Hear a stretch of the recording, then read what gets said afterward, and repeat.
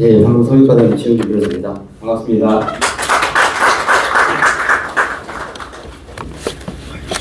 사회목사님께서 거룩한 연대를 이루라는데 저는 별로 연대 안 좋아하거든요.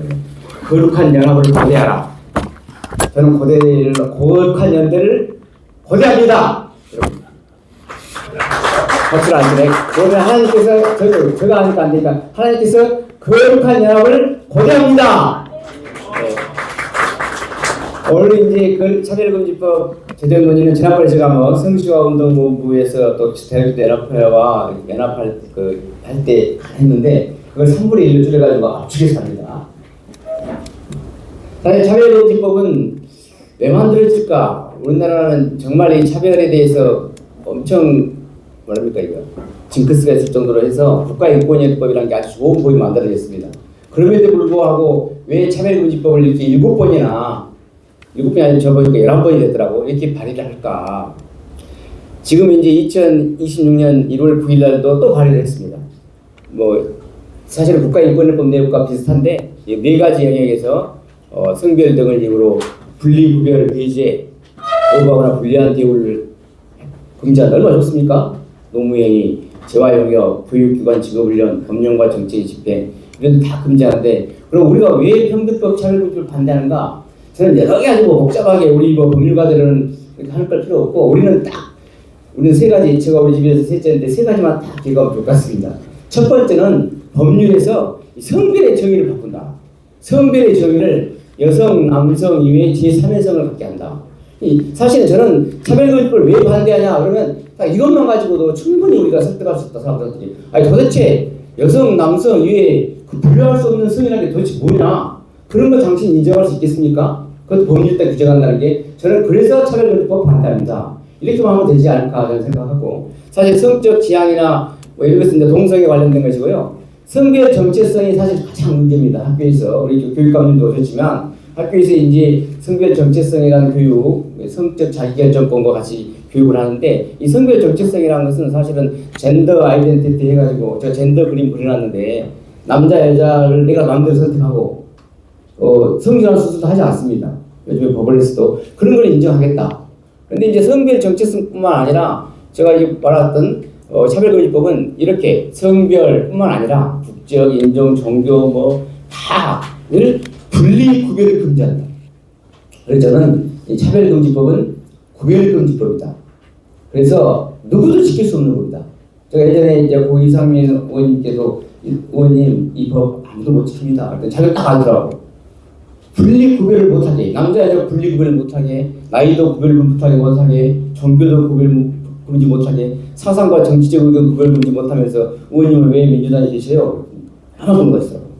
정치는 사상과 구별하면 안 되죠.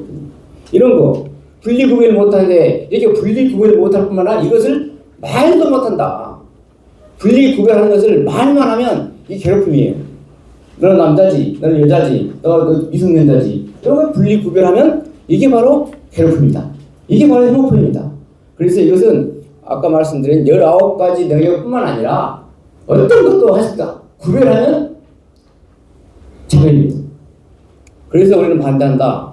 이것이고, 그런데 그것도 이제 간단하게 하시면 3가지만 하면 되고, 2번째, 근데 또 사실은 그렇게 차별을 못한다 이렇게 하면서 이 사람들이 특이하게 하는 것은 혐오 표현이 완전 우리가 생각하는 다릅니다.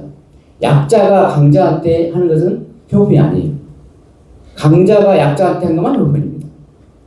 또 희한한 논리를 만들어가지고 자기들은 기독교를 개독이라고 하면 그 혐오 표현이 아니다. 기독교는 강자니까. 그러면서 우리가 동성애자는 결혼하면 안 되지. 그건 약자니까 또 혐오 표현이라고 하고 이슬람에 대해서 뭐라고 하면 혐오 표현이라고 하고 제가 최근에 이제 출신국가 혐오 표현에 관한 규제에 관한 법률이 생겼길래 중국인들이 여기 온 거 출신국가 차별이라고 해서 혐오 표현 규제법을 만든다고 발의를 하니까 여러분 중국인들이 우리나라 와 있으면 그 약자예요? 저렇게 물어보거든요. 당신들 논리로 말하면 그건 약자 아니지 이런 논리를 제가 하고 있는데 그래서 우리가 혐오 표현 논리는 서로 소수자만 살아남게 하는 서로 소수자가 돼야 되죠. 우리가 그걸 역차별법, 독재법 한다. 최근에 이제 그것도 못 나가서 교회가 계속 차별금지법 반대하고 하니까 아예 이걸 막아보겠다 해서 이제 정교분리 원칙을 계속 이제 들고 나오죠. 사실 밀법입니다. 밀법이 우리가 종교단체 해석법이라는데 밀법에다가 이렇게 했어요. 이 앞에 보면 민법 38조에다가 주무관청은 예적 우리 공무원들 많이 나오셨지만 부총장님도 나오셨네. 주무관청은 법인 설립 허가를 취소한데 대부분 다 법인이지 않습니까? 대한민국 헌법 제20조 2항에 따른 정교불 원칙이나 공직선거법 등 관계법령을 위반하면 또 그래서 그 정당이나 이런 후보자에 관련돼서 조직적 체계적으로 정치활동에 조직적 반복적으로 개입하여 공익을 현저히한 때 제가 볼 때는 지금 있는 이런 우리 모임은 다 여기 해당될 수 있다. 이러면 그 단체를 해산해가지고 거기 있는 재산을 전부 국고에 기소시켰다. 이겁니다. 이게 이제 80조에 보면 사실 우리가 이제 재단법인 같은 게 해산하면 정관에서 정한 자에게 재산을 기소시키도록 하고 있는데 민법에서는 이 보면 사항 38조 1항 4, 5호는 방금 그죠. 정교불 원칙이나 공직선거법 위반한 그런 단체들은 요 1항 정관에 불구하고 그 자녀 재산은 국고에 귀속한다. 그리고 국고에 귀속된 재산은 주무관청이 관리하고 유사한 공익 목적을 위해서 사용하겠다. 이런 법안을 지금 2026년 1월 9일 날 차별금지법 발의한 날 같은 날 발의되어 있습니다. 그러면 우리가 사실은 정교정치 원리를 너무 좀 잘 모르죠. 헌법에 이렇게 돼 있으니까 모든 국민은 정교의 자유를 가진다. 또 국권에 인정되지 않으면 정교와 정치는 분리된다 하니까 우리 정치활동 하면 안 되겠네 이렇게만 생각할 겁니다. 그리고 공직선거법도 보면 85조 3항에 누구든지 교육적, 종교적, 직업적 기관 단체 등의 조직 내에서의 직무상 행위로 구성원 내에서 선거운동을 하거나 파기하거나 이러면 부정선거법 위반이다 해가지고 목사님들 설교하면 우리 집 오정호 담임 목사님도 저랑 같이 그 평화나무에서 고발해가지고 경찰서가 조사하고 했지 않습니까? 이 공직선거법 위반으로 판단했죠. 목사님도 설교를 못하게 한다. 입틀만 봅니다. 그래서 이렇게 가지고 설교를 걸리면 그 교회 재산 또 선교단체 재산 다 뺏어서 국고에 기소시켰다 이런 법입니다. 그러면 이제 우리가 사실 정보원리 원칙하면 헌법에 그렇게 돼 있으니까 그런 거 아닌가 이렇게 생각할 수 있는데 우리가 헌법재판소나 대법원에서 이 정교분리 원칙을 해석하는 기준을 잘 정리해놨습니다.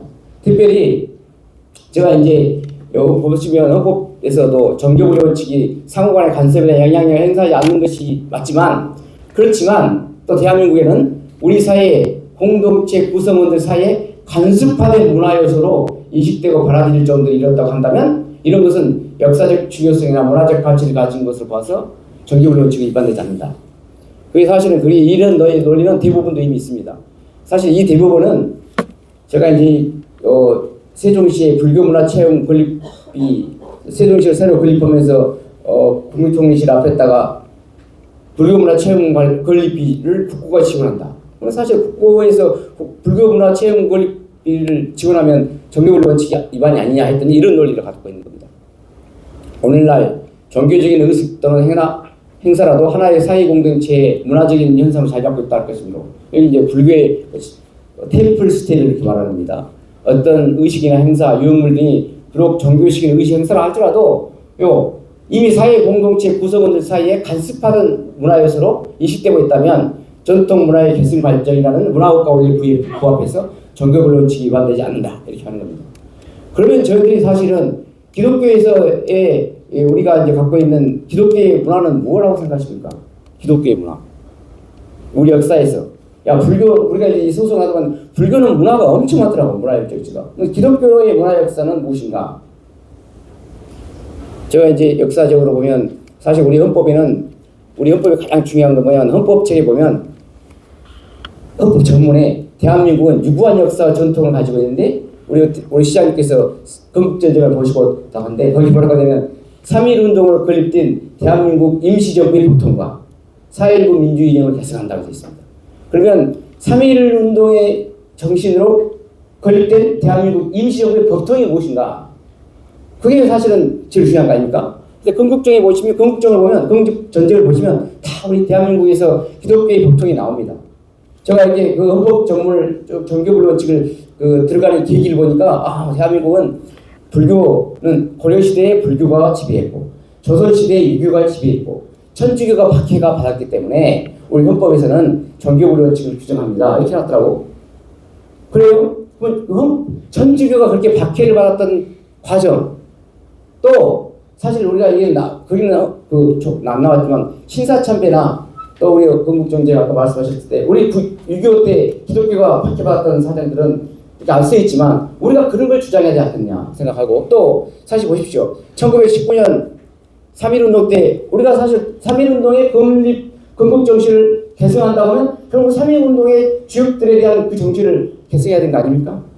그리고 또 우리 이제 제가 이렇게 애국가 써놨지만 사실 우리 애국가를 봐라. 이게 1908년에 찬미가라고 해가지고 백오인 사건을 주동했던 윤치호 장로님이 1908년에 찬미가 일어났던 겁니다.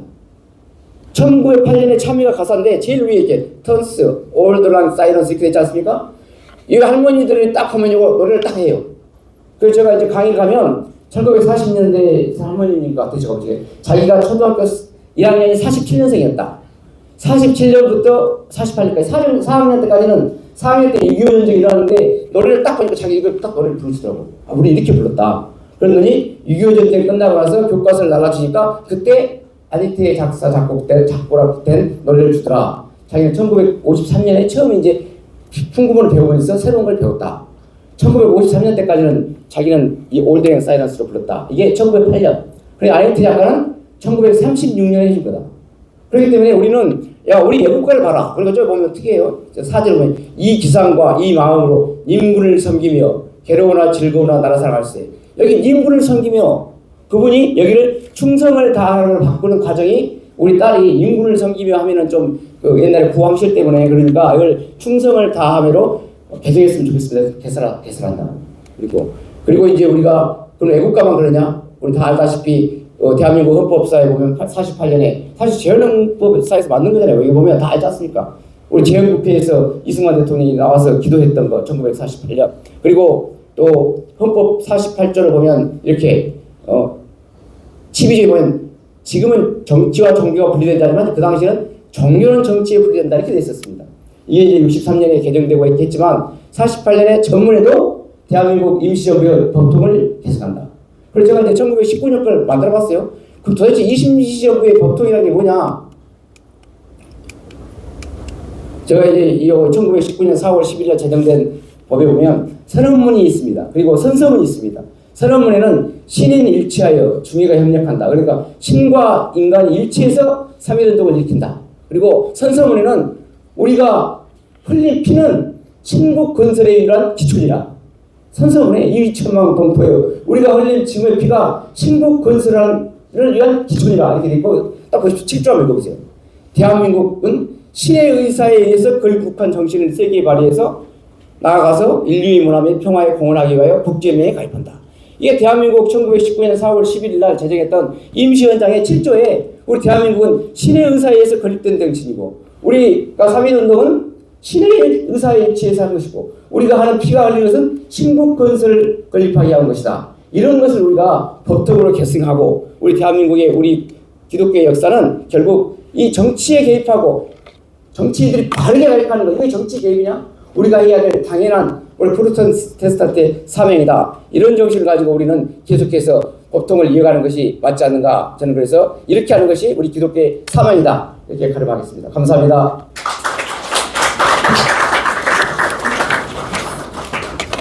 예.